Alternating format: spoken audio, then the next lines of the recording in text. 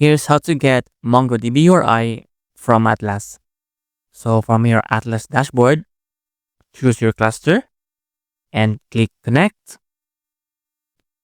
You can choose Node.js, for instance, the drivers, and choose your driver, for instance, PHP or Node.js.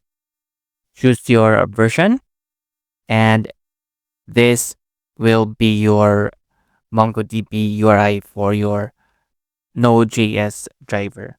So if you want to use Compass, just click Compass, choose your Compass version, and this is your MongoDB URI for MongoDB Compass. And if you want to use MongoDB Shell, click Shell and choose your version.